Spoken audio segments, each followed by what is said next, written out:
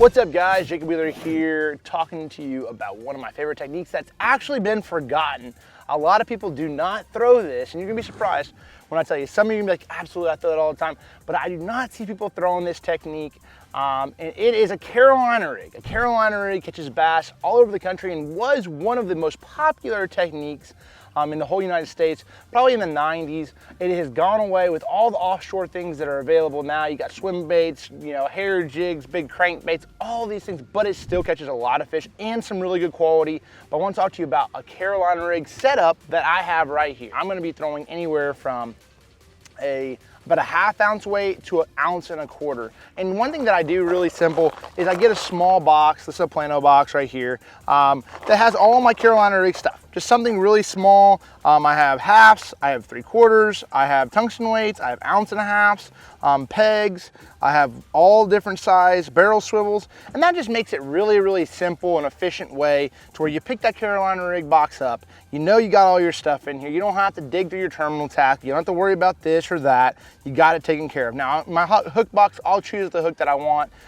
you know, according to the bait size that I'm actually throwing.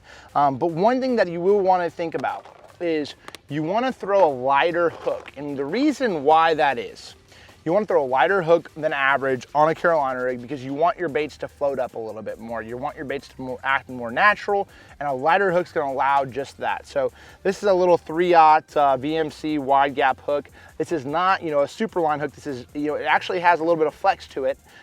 So you're going to have to be careful about bending them out. You're not going to be able to horse them as easy, but it's something that really allows that bait to have a really good action. As far as my main line, I'm throwing 17-pound Suffix Advanced Fluorocarbon, throwing about 14-pound Suffix Advanced Fluorocarbon right here. And you know, your leader length, it all varies. You know, anywhere from about 2 to 3 feet. I will go a little bit bigger, 3.5, 4 feet, if I'm fishing a lot of grass. This is my 7.6 Signature Series Ducket rod in heavy action. This is gonna be able to take everything from a half all the way up to 1.25 ounces. And that's what I'll use most of the time. Now that we've talked about the Carolina rig setup, I wanna talk to you about the actual bait that I throw on. All right, here you go. A Googan Baits rattling Ned rig. A Ned rig, you've heard it all over. It's been a huge deal. Everybody throws it a lot of times for smallmouth, but you don't ever hear about it thrown on a Carolina rig.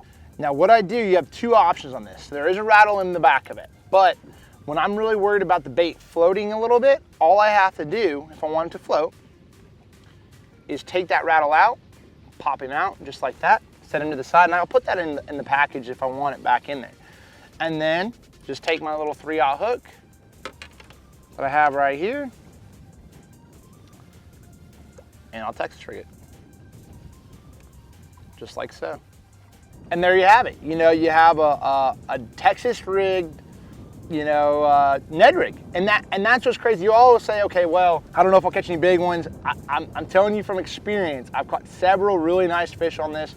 And don't sleep on a Carolina rig for smallmouth as well. This is gonna be a great technique for you guys out there trying to throw something a little bit different, but a Carolina rig is probably one of my favorite techniques for smallmouth as well. You can cover a lot of water with it, you can figure it out, and I'll tell you what, this has put a lot of fish in my boat, especially when the fish are fickle. So next time you get on a school of fish, smallmouth, spotted bass, or largemouth, pick up a Carolina rig, pick you up a pack of those rattling Neds, and see what works for you. I'm telling you, you might be surprised what you catch.